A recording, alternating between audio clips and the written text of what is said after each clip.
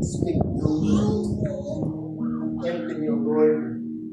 None of me, and all of you, Lord. Open our hearts, open our ears, Lord. Teach us how to obey more, Lord, in our word. Thank you, Lord, for all the blessings we have received. Thank you, Lord. In Jesus' name we pray. Amen.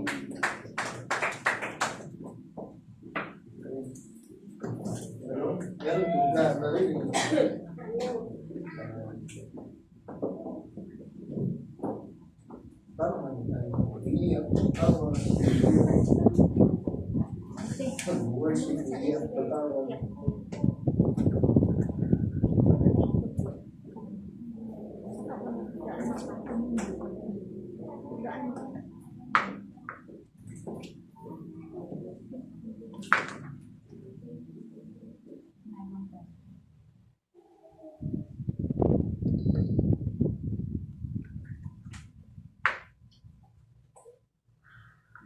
Teka lang ha, hindi pa ba ako nakakabalik?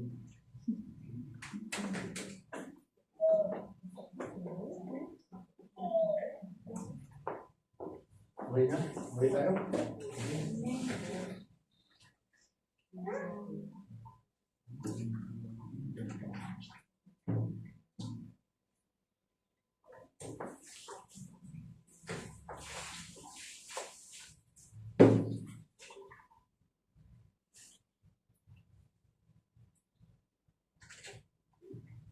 Amen?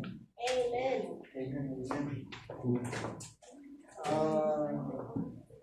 Nakakatuwa or it's nakalimutan ko na sasabihin ko.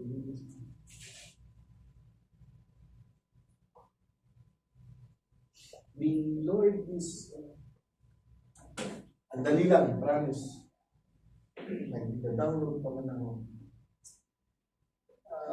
What had happened to us last week after during the celebration of on the graduation of PMA, I believe that after each and every study that we have done, or the things that we gain, or the knowledge that we have taken from each training, should not serve just as an intellectual knowledge, but it should be applied practically. When they teach us the ways how the cell group should work, immediately or after that, the day after that, we have already implemented it in our church. Praise be to God. There are things that we need to apply right after that we have learned it, simply because the enemy will steal it, or the enemy will steal and destroy it sa atin. Ano po? So, same is true with the confidence that we have in the Lord. We all know who we are in Christ, but we tend to forget who we are really in Him, simply because we are judging ourselves alone. Most of the time, if not all, it is us who's judging our capability, our yung limitation, the knowledge that we have. Minsan po kasi tayo na ang nag-limit sa ating mga sarili. I cannot do that, hindi ko kayang gawin yun, I am not built to do it, hindi ako para dito. Well, let me tell you something, that the Lord, when He had created you, you were a complete being. You are called to serve, not to be served. We are called to please God. We are called to expand His kingdom. And we are called to preach the gospel to all the nation. Okay. Moving forward, we need also to accept in office or in our offices, sa ating mga trabaho, who wants to be promoted? Amen. Who wants to be promoted? Raise your hand. Okay. Praise be to God. All of us, kung hindi man, we wanted to be promoted. Ano? And kasama ng, sorry, I think talking in French and English. So kasama ng kaakibat ng pagkakaroon ng promotion is a additional responsibility. Ano? Praise be to God sa taas na sweldo. Pero there is always an additional responsibility or accountability na ibibigay din sa atin. Amen. Same is true when we are being promoted by the Lord. Amen. Towards promotion from the Lord. Amen. Sino gusto magpastor? Amen. Sino gusto magpastora? Amen. Taas man ang kamay para magkabilangan tayo. Ilista ang pangalan. Who wants to lead a church? Amen. Kasi sayang lang ang discipleship ba? Sayang ang Bible study. Sayang ang pag-attend pag Tuesday and Saturday if you will remain sitting on that particular chair that you are sitting into. Amen. Amen. Well, there is always a promotion from the Lord. Ano? When you have accepted Him, you are already promoted. Di ba? From being nothing actually. From having nothing, to having Him. Di ba may promotion agad? Amen. God has lifted us up from our original nature. Pinalitan tayo ng Panginoon. Why? For His glory. So that you and me may be used by God to expand His kingdom. Amen or amen? Amen. So, since you are, dahil meron tayong discipleship, meron tayong Bible study, nag-aaral tayo, our aim is not just to lead the sitting ministry, but our aim or God's plan for us is to be all leaders. I was once asked, siguro mga, ilang taon na ako Benji? 8. Palay ba tayo? 8 years ago, ba't ang haba ng service? Sunday man yan, 9 o'clock ang simula. 12 na tatapos. Ba't ang haba ng service? Why? Because we are building a leaders. We're not just hearers of the Word of God, but God is transforming us to something better than who we are, becoming a leader. Well, ano yung mga nakakapagpigil sa atin to accept the leadership or the promotion that God is giving us? Sinong takot tumayo dito sa harap? Di ba? Takot ba? Why? Because we have fear of failure. We are afraid that the promotion that has been or that will be given to us is baka hindi natin magampanan ng tama. Di ba? Natatakot tayo that we might not meet the expectation. Well, people are expecting a lot from us. But we are afraid that we might fail them. Truth be told, that we are not pleasing them, but we are pleasing God. So, if your fear, is to fail Him, huwag po kayong mag-alala. Because we have failed Him many times. Huwag na tayong umarte that nakakahiya kay Lord pag nag-fail ako. We are failing Him almost every day of our lives. What's new? Amen. Di ba? Ako man ang leader. Kaya nga ako nagsasalita dito. I'm failing God almost every day of my life. So if I fail leading you guys to God, what's new? Di ba? Sabi nga kanina ni Brad Jojo, when you fail, you go near to God. When you fail, or when we fail, and I believe and declare each and every one of you will be promoted by the Lord, hindi ba natin itong church? This is the Lord's church. Praise be to God, bigyan tayo ng tigi-tigi sa church. So, pag pinromote kayo, ayoko kasi natatakot ako mag-fail. May bago ba? But when you fail, you offer it to God. Lord, I failed. Diba? And correct it, Lord. Itama mo ang puso ko. Diba? What else? Lack of confidence. Hindi ko kaya. Sino ang nagka-doubt ng lack of confidence dito? Takot ako magsalita sa harap. Alam ka naman, ang pangit naman tingnan kung sa likod ka magsasalita. Di ba? Kasi takot ko kasi ako magsalita sa harap ng maraming tao kaya hindi ako pwedeng mag-lead. Meron ba nag-lead ng nasa likod? Wala man. No one is leading us from behind. Not unless, paatras ang lakad. Hindi mo ba? Fear of criticism and rejection. Di ba? Baka i-criticize nila ako. Wala pa kayong ginagawa. We've been criticized by the world ever since. Di ba? And take criticism, in a positive way to improve ourselves. Kasi pastor mo, napangit magsalita. Huwag kayo magalit. Opinion niya yun man. Hindi mo pwedeng pagilin ng opinion ng ibang tao. Di ba? Di ba sa grammar? O di magkakaroon tayo ng grammar. Tama naman siya. Mali naman talaga yung grammar eh. Ang ipilit. Hindi mo ba? One way of dahil ayaw natin ng promotion, especially kay Lord, is stressful. Ayoko nang mag-stress.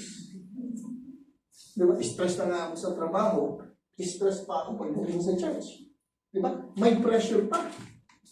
Kasi people are looking up into you. Talaga naman. Whether we like it or not, nakatingin ng tao. Kaya mag-foundation kayo. Magkilay. Oy, Sabado. Diba? And there is additional responsibility and accountability. Ano man? Kasi, ang group that will be assigned to you will be your accountability. It will be your responsibility. Diba? Eh, yung marinig mo pa nga lang ang kwentuhan, you are accountable to pray for them. Hindi na kailangan ipag-pray natin siya. Narinig mo na hindi mo naman chismis. Hindi naman kasi napipigilan ng pandinig. Diba? Hindi ka naman chismosa eh. Narinig mo. Nag-istoryahan man, narinig mo. Oh, accountable tayo for a prayer. Kasi alam mo man. Diba? Parang sa'yo na may responsibility ka rin naman. Diba? Personal sacrifices, kaya ayaw din natin. Ayaw natin ng promotion, especially in the church, because of sacrifices. Personal sacrifices. Yung bagay na, especially pag nandito ang pamilya mo, really, you will sacrifice time. Na para sana sa pamilya mo, but you were not there. But at the end of the day, you will realize that it is not your time that is being sacrificed, but it is the time given to you by the Lord to enjoy your family. Hindi man sa iyo ang time. Anong na-sacrifice mo in serving the Lord? Puyat. Hindi ka gisingin ni Lord. Tingnan natin. Oh. Anong na-sacrifice mo? Wallet. Si Lord, bakit nagbigay na naman ng wallet? Oh. Bili kang Flex. Sabi ni Dr. Irish kanina. Oh. Anong sasabihin natin? I sacrifices my life for the Lord. Uy, take note kay Lord yung life. It is God who gave you life. Amen. I sacrifices my wallet for the Lord. O yung pera ko, o yung oras ko kay Lord. Kay Lord man lahat yan. Anong sacrifice mo? Really, as we grow and mature in serving the Lord, we're going to realize that there's nothing really that we own. Wala tayong karapatang sabihin kay Lord, and let me remind you, na sasabihin natin kay Lord na, Lord, I sacrifices this for you. Sabi ni Lord, akin man yan. Pinahiram lang kita. Di ba? Ano ba po? Fear of conflict and confrontation. Di ba? Pag nag-lead ka na. Mimi, di man maganda yung wife talaga. Hindi ba? Kasi may confrontation talaga na mangyayari. Why? Because you were leading them to God and they keep on imposing the way they live. Magkakaroon talaga ng problema. But you were chosen by God to lead. Eh, wala namang leader na even in the Bible na hindi na stress, na hindi sumakit ang ulo. Pero they are all blessed. Amen. Oh. Sino gustong maging blessed? Amen.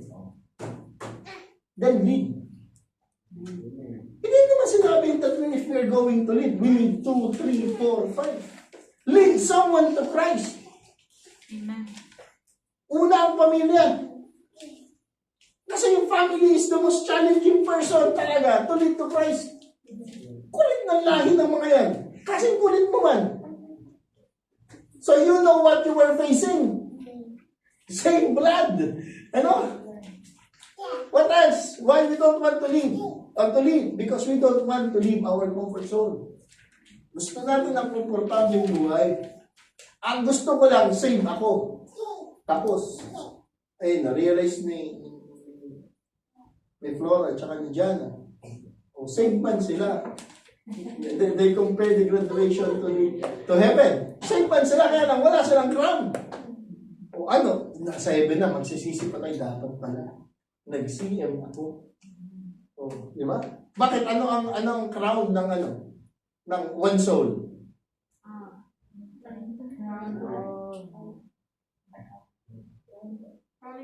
Hindi ako nagtataka kung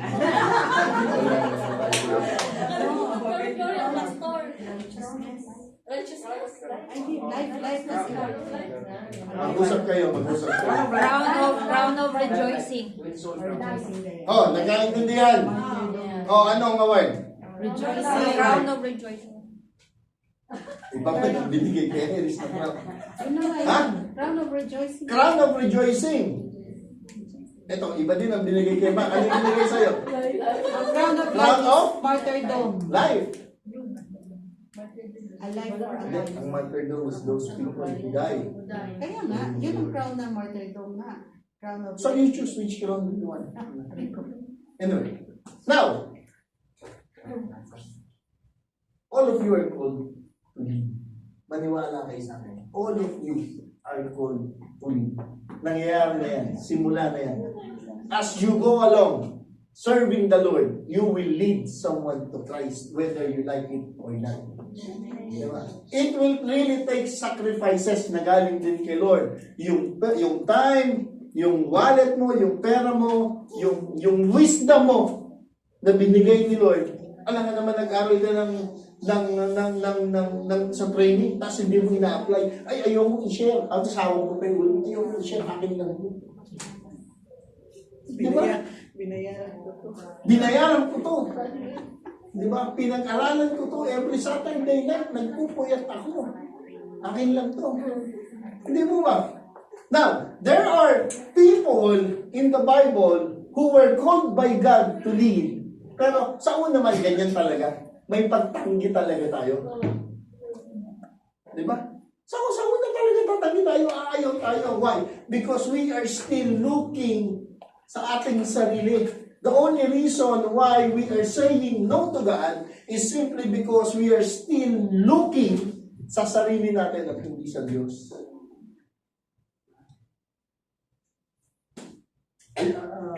Tignan niyo si Moses. Kilala niyo si Moses? Amen. Buti maglinaw. Kaklase ito si Moses dati. Pianista to sa Dubai. Si Moses man yun.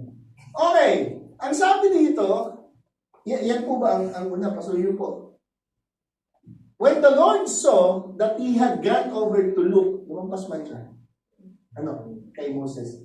God called to him from within the bushes, Moses, Moses, and Moses said, Here I am, do not come any closer. Sabi ni Lord, no? Do not come any closer, God said. Take off your sandals. Ito yung time na pinatawag siya ng Panginoon, ha? Take off your sandals, or the place where you are standing is a holy ground. Where the presence of the Lord is, it is a holy ground. Now, then he said, I am the God of your father, the God of Abraham, the God of Isaac, and the God of Jacob. And this, Moses hid his face because he was afraid to look at God. Si Moses was adopted son of Pharaoh's daughter. He received an Egyptian a way of living. Yung schooling niya, maganda. Siyempre, magkabaman sa palasyo. He was trained as an Egyptian, not as an Israelite. Which Egyptians are the supreme nation during that time. Amen. Nagkakaintindihan pa tayo. But he was, ano tawag dito?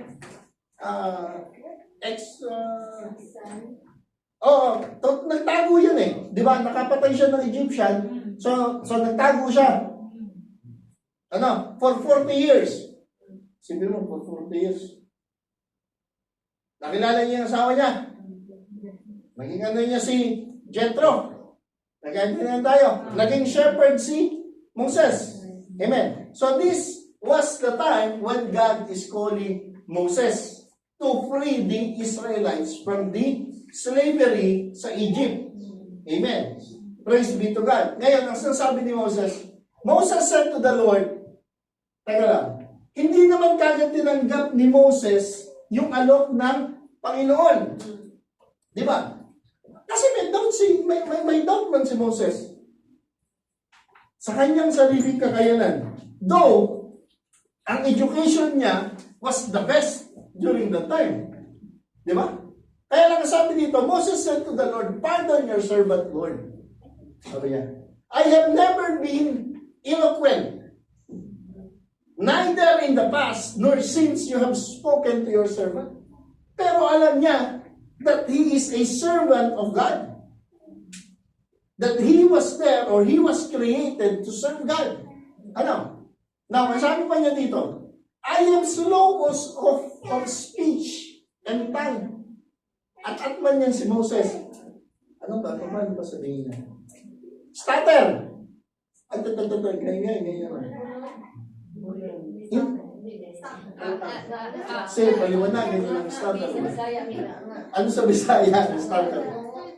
Sabi kasi at niya yung social at. Now, sabi niya, hindi man ako marunong magsalita. Hindi rin ako pwedeng magsalita. Di ba? The Lord said to him, Who gave human beings their mouth? Sino dito ang may dahilan hindi ako marunong magsalita? Kausapin niyo si Lord. I-reklamo niyo kay Lord, ito yung sagot. Who gave human beings their mouth? If your reason of declining the promotion is because you don't know how to speak, who gave human beings their mouth? Who makes them deaf or mute? Ano sa Tagalog? Sinong pumilay sa kanila?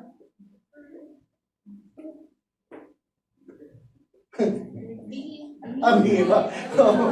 Bingi, di ba? At saka pipe. Nga pala kung nakikinig kayo. Di ba? Who gives them sight? Or makes them blind?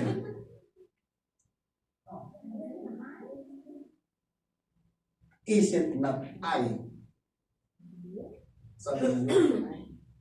The Lord is teaching Moses that whatever your reason is, diba? Kaya kong solusyonan yan. Kaya sabi nga dito, kasi pag tumayo ako sa harap, baka mahimatay ako, huwag kang mag-alala. Diba? Sasaluhin kita. Paano pag napataktak ang ulo? Healing is provided naman. So, okay din lang yan. What else? It is not I, the Lord. Now, sabi niya, go. Sabi niya, naubusan ng dahilan si Moses. Whatever your reason is, to God, hindi ka mananalo talaga. Why? Because you yourself will be used to glorify His name. Regardless of our background, regardless of our past, regardless of who we are, all of us, I believe, will be used to glorify His name. I will help you speak and will teach you what to say. John 3:16 man ang alam ko, I will help you speak. Di ba? Pag may nagdahilan sa inyo na hindi ako makapagsalita, wala akong ma-share, I will help you speak. And will teach you what to say. Grabe, no? Moses was about to free the whole nation. Tapos ang dahilan mo lang, imagine, Dong, if you will be the one that will be used by the Lord to free one nation, tapos ang dahilan mo lang, nahihiya ako eh. Pasamahin kaya rin sa slavery para matapos ko. Sabihin sa inyo, Lord. And if you will not be able to get out of it, and definitely you are a slave of fear. Amen? Praise God. Sino ba? Si Moses tumanggi. Sino ba kilala niyo tumanggi? Favorite natin, si Jonah. Hindi man tumanggi si Joshua. But Joshua was appointed by Moses. Si Gideon. Jonah! Tropa natin. Si Jonah. Si Jonah! Yeah. Ang sabi dito, nawala tuloy ako. The word of the Lord came to Jonah, son of Amittai. Muntik mo nang maging alam ko si Jonah. Son of Amittai. Diba? Go to great city of Nineveh. Oh, diba? Go to nations. O pumunta ka dyan sa park. O talk to your seatmate. Ano? And preach against it, because its wicked has come up before me. Oh, grabe na yung kasamaan ng Nineveh, ng mga tao sa Ninevites. Ninevites ba ang tawag yan? Kasi puro man sila Amalekites, Midianites. Let's call them Ninevites. Oh, di ba? Grabe ang kasamaan ng mga tao dito. But the Lord wants to save the whole city. Sila lahat. Ang inutusan si Jonah. Sabi ni Jonah, bakit? Why Jonah is refusing? Di ba? Because of why Jonah is refusing God? Because he don't want that city to be saved. Sabi niya kay Lord, in his heart, Lord, makasalanan naman na sila. Hayaan mo sila. Because Jonah wants them punished. He is relying on his own judgment. Huwag na natin share niya, di ba niya nakatanggap? Di ba? What else? Fear.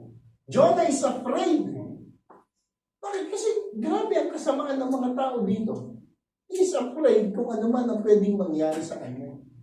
One of the many reasons why we don't want to accept the things that God is telling us to do is because we are afraid. Takot man tayo.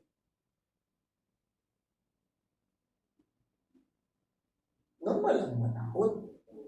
Diba? But we keep on trusting God. Amen? Ngayon, anong sinabi ni Jonah? Kasi ayaw man niya. Parang tayo, pagkain natin magandang tago tayo. Di ba? Pag ayaw natin ng task natin, hindi man tayo talaga tatayo, whether we like it, whether anong gawin natin o hindi. Di ba? O anong ginawa ni Jonah? Jonah ran away from the Lord and headed to Tarshish. Nagtago man si Jonah. Takbo. Parang tayo man lang si Jonah. He went down to Joppa, where he found a ship bound for that port. Barko. May barko pa ba papuntang Cagayan? Nasa Batangas na. Ang sabi ni Lord, pumunta ka sa Cavite. Lapit man lang Batangas sa Cavite. Taga Cagayan man. Sumakay ng barko. Papuntang Cagayan. Roro. Dala sa sakyan. Sabi niya, after paying the fare, he went aboard and sailed for Tarshish to flee from the Lord. Ano ginawa ni Jonah? He flee from the Lord. Parang tayo man lang yan. Pag hindi natin gusto ang ipinapagawa ng Panginoon, we flee from Him by running away sa church. Because you can never really run away from God. Ano sabi ni David? Kahit saan ako pumunta, andun ka ba? We flee from the responsibility that God is giving us. Why? Dahil nakatingin tayo sa sarili.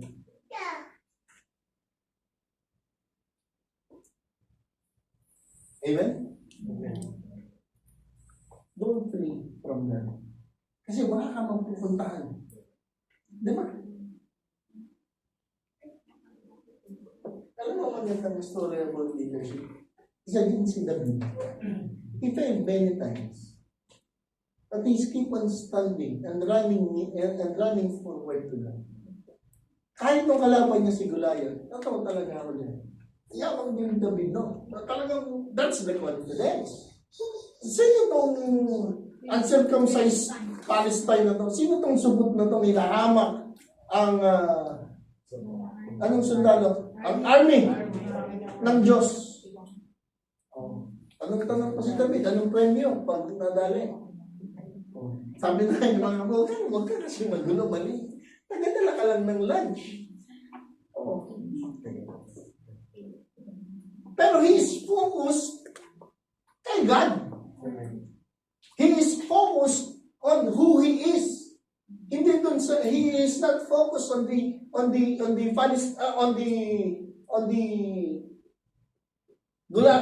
Philistine giant, si Goliath. Di ba? Ang laki man ni Goliath.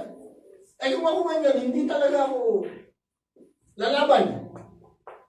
Di ba? But David is confident in his God. Parehas man tayo. The same God that David served is the same God that we are serving right now. Diba? But the attitude and way of David serving God is far different from the way we are obeying and serving Him. David is a man after God's own heart. And tayo, kung hindi naman lagi, we are a being who is after our own heart.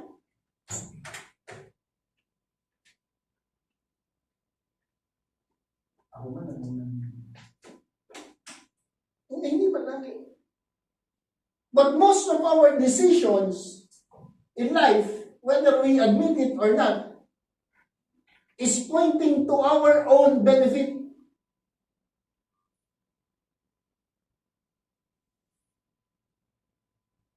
Di ba?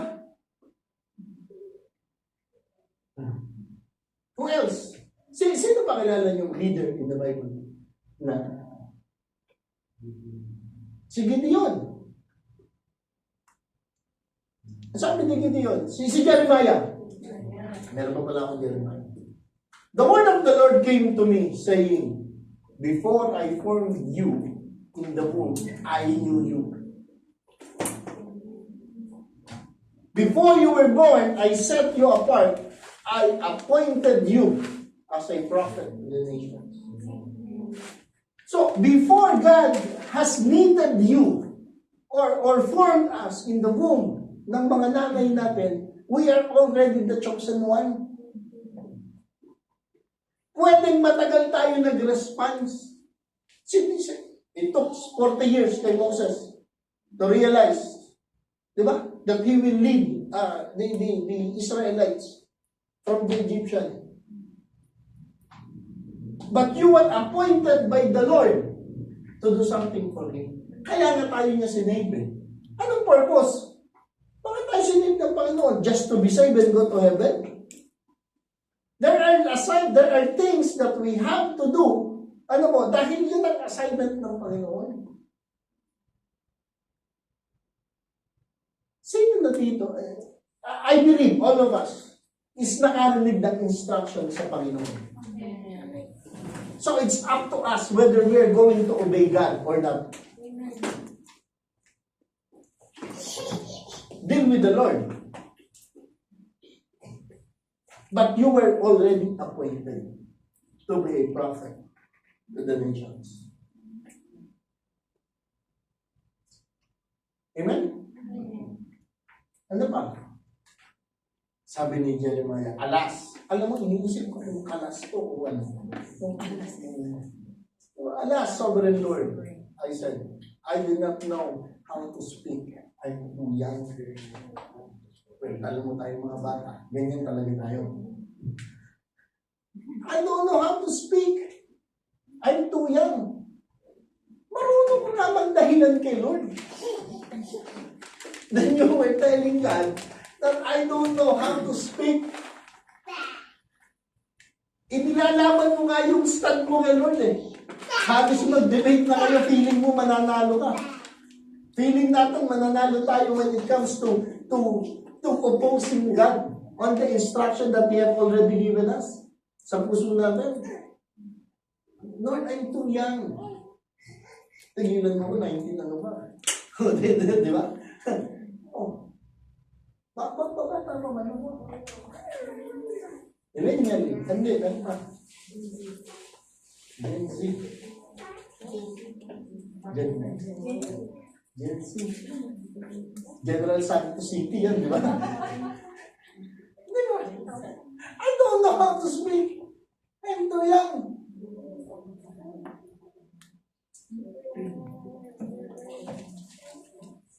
Sino din tayo di marunong magsalita?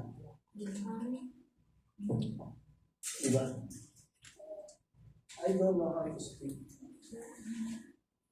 Who created the mouth? Jeremiah. But the Lord said to me, si Jeremiah di ba nagsabi? Do not say, I'm too young. Yan, mga dialogue natin mga bata pa eh. You must go to everyone I send to and say whatever I commanded you. Do not be afraid of them, for I am with you and will rescue you, declares the Lord. Kung saan kayo inutusan ni Lord, punta ka lang.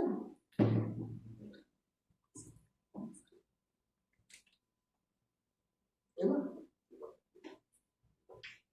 You must go. It's a command. You must.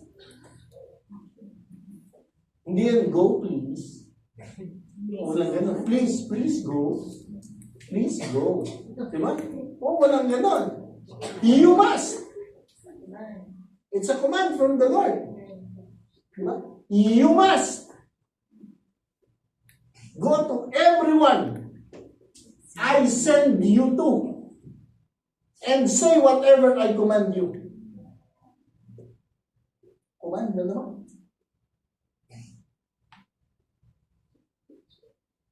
Do not be afraid of them, for I am with you and will rescue you, declares the Lord. Man pala eh. Alam mo, ang equipping of the Lord is depending on the task that God is giving you. Hindi pala, depending on the obedience that you were showing God.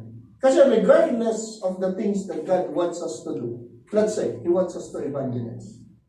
Well, of course, definitely, He wants us to evangelize. Pero ang gusto mo, Pilipino lang. Well, the skills that God will give you, the words that God will give you, is for Filipino only. Because God will equip you according to your obedience. Lord, I want to preach to many nations.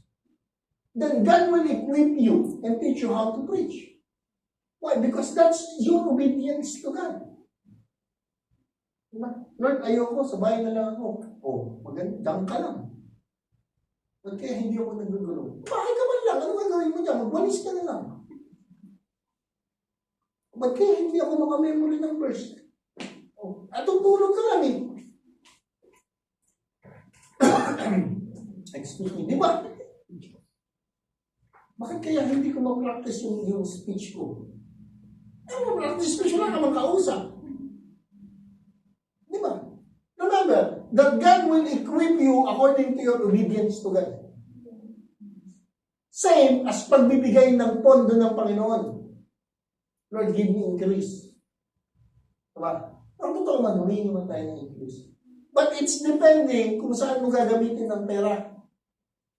Kahit na in growth sa ministry, Lord, increase my salary. Diba? Sabi na, increasean. Hindi ka naman namamasahe papunta sa church, sinusundo naman. Hindi ka naman pumupunta sa CN, hindi ka naman nagtataxi for the glorification of the Lord. Ba't ko dadagdagan? Lord, increase my salary, I want to go out to other nations. Oh Lord, increase my salary kasi gusto ko, Lord, na through me, i-bless ko yung ibang tao. Well, the Lord will fund your ministry. Most of the time, sa atin talaga nanggagaling ang pondo ng ministry para sa ang pondo ng ministry natin. Why? Because God is giving us so. Gusto namin ng malaking bahay. Damihan mo muna tao mo.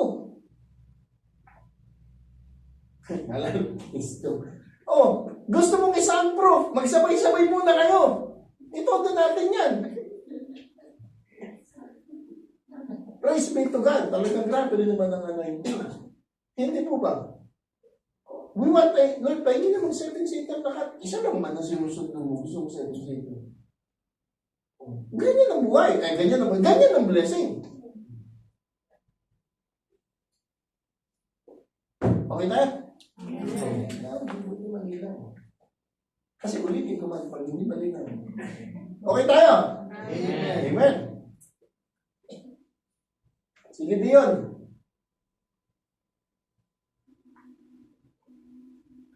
Diba?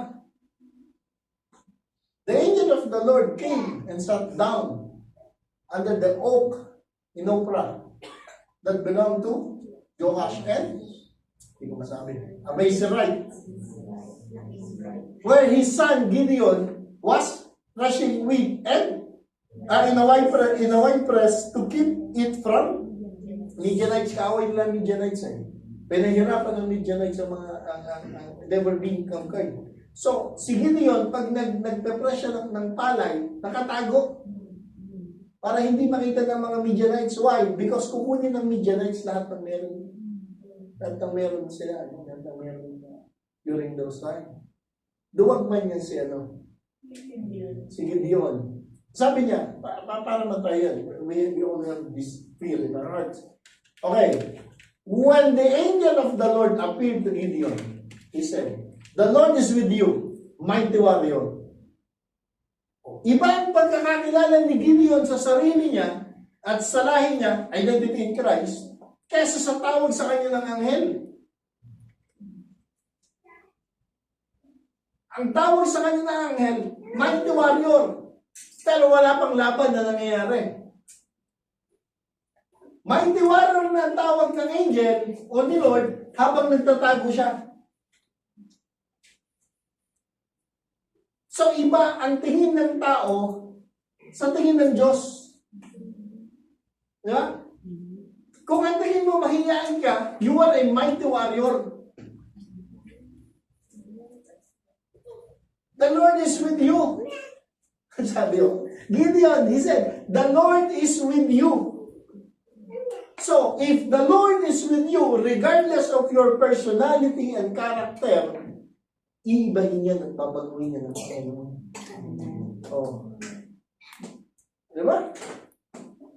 Kumakapal yung mukha natin talaga. Why? In preaching the Word of God. You, mighty warrior. Sabi ni Gideon. Sabi niya dito. Pero alam niyo ba yung ginawa ni Gideon? The angel of the Lord came and sat down under the... Uy, ulit ba? Okay, sabi dito. Pardon me, my Lord. Gideon replied. Okay. But if the Lord is with us, why has all this happened to us? Tanong man yan, hindi niya question, tatanong siya. Where are all his wonders that our ancestors told us about when they said, did not the Lord bring us up out of Egypt? Bakit nga naman siya kung sila ng Midianites ngayon? But now the Lord has abandoned us and given us into the hands of Midian. Di ba?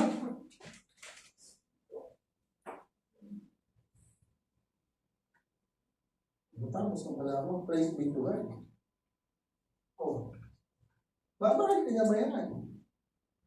Sabi niya doon sa Indian. The Lord turned to him and said, go in the strength you have to save Israel out of Midian hand. And am I not sending you? Sino nagpadala? When you heard the instruction in your heart by the Lord, who's sending you? If you are being sent to preach, if you are being sent to share the gospel, if you are being sent to stand up for the Lord, who's sending you? Is there any reason for us not to stand when God is sending us?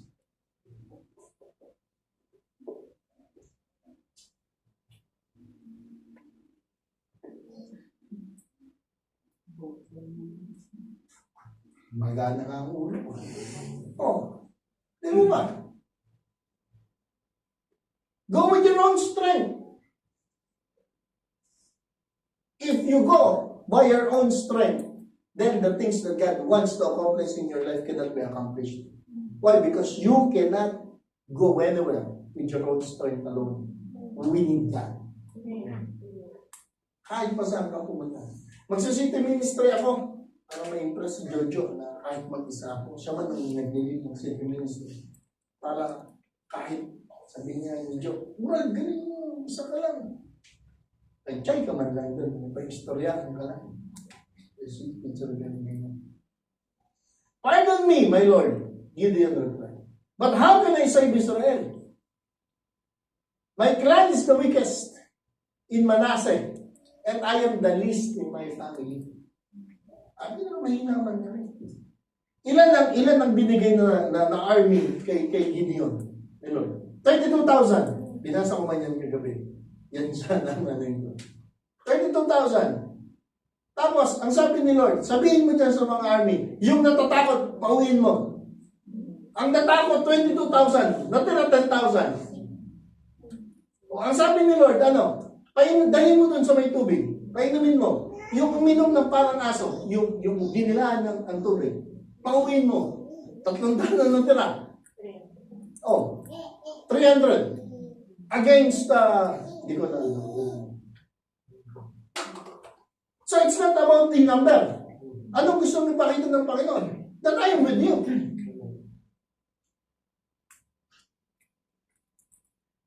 Why do you think God chooses Israel? Bakit hindi United States? Bakit hindi yung malaking continent? Regardless of the size, I'm with you. Regardless of who you are, if I am with you, walang problema. Sabi ni Lord. Di ba? Lord, paano man ako mag-witness sa pamilya ko and I am the black sheep sa pamilya ko? Pwede noon, oo. Pero hindi ngayon. Amen?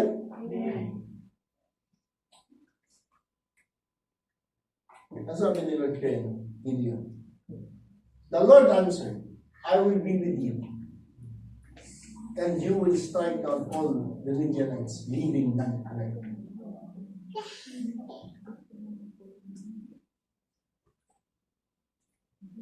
Alam niyo po, when God is sending us somewhere, when God is promoting us, when God wants us to do something for Him, He is the one who will equip us. Hindi tayo. Gaya po ng kagaya na lagi po sinasabi na the only ang bag natin, the only thing that we have given to God is our weakness. Diba? Because in our weakness, God will activate His strength. But if we are always or keep on telling ourselves that we're different than others and we feel that our vocation is higher than them, huwag na kapatid. Nag-aaksaya ka lang ng panahon. When we obey God, we obey with Him. When we follow God, we follow with Him. Ang Panginoon, God is always with us. That is why when He sent us somewhere, when He wants us to do something, He is already there.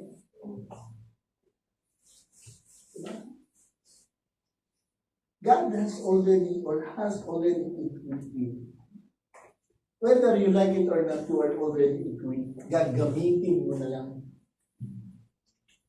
So it will be your choice kung sasayangin mo yan o hindi. Pangit naman, binigyan ka ng sasakyan, hindi mo ginagamit. Diba? Do not be afraid na mapahiya. Okay man? Ano bang nangahiya? Pag rejection, hindi tayo pwedeng itigilin ng rejection because we've been rejected all our lives. Talagang gano'n. We are rejected by people but not by God. Oh. Diba? We are hindered by people but not by God. We are judged by people the way we act, behave, and do something or work, but we are not being judged by God. Tinatas pa tayo ng Panginoon for His glory. Let the Lamb who was slain receive all the glory sa lahat ng bagay na gawin natin. Si Lord ang una, para kay Lord, at kay Lord lang, hindi para sa atin. Amen? Mahirap man na tayo ang mag-glorify.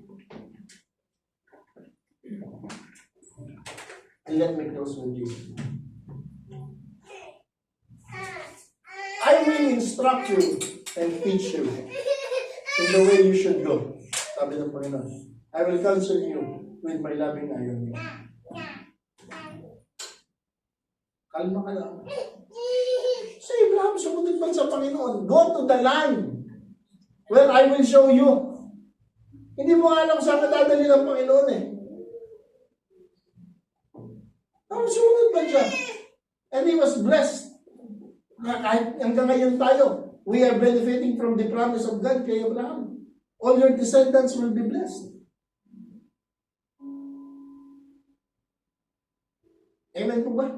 Amen. Magkakaibigan pa tayo? Amen. May natutunan po ba? Amen. Amen. Let's all stand up. Praise be to God. Lord, we thank you for the instruction that you have given us. We hold on to your word, Lord, that you're the one instructing us and teaching us where we should go. Lord, we thank you that your eyes is on us. And you're the one who will equip us, Lord, depending on the obedience that we're going to show to you. To Tunay nga, Panginoon, na hindi mo kami hihinyain because we are just obeying. Lord, if there are times that we feel amin ng glory, take it away from us, Lord. The glory belongs to you. Lord, if there are things in our hearts that's not yet aligned to your will, align it, O Lord. Ano mo? Para patuloy kami makapaglingkod without hindrances. And if there's still fear, Panginoon, in our hearts, in obeying you, teach us more. Show us more of your glory. Lord. Tunay nga that we are your servants. We thank you, Lord, for the life that you have given us. In Jesus' name we pray. Amen. Palakpakan natin ang Panginoon.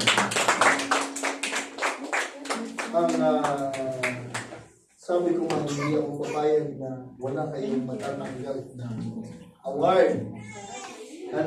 Ibibigay ko sana to ng graduation, kaya lang, wala nang oras. Diba? If they appreciate the things that you have done, or the things that you have finished for TMA, we appreciate your service. Amen?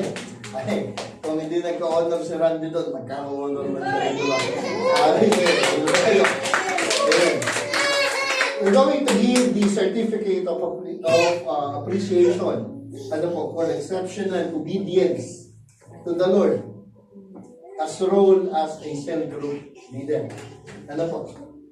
Certificate goes, or this certificate is proudly presented to Joseph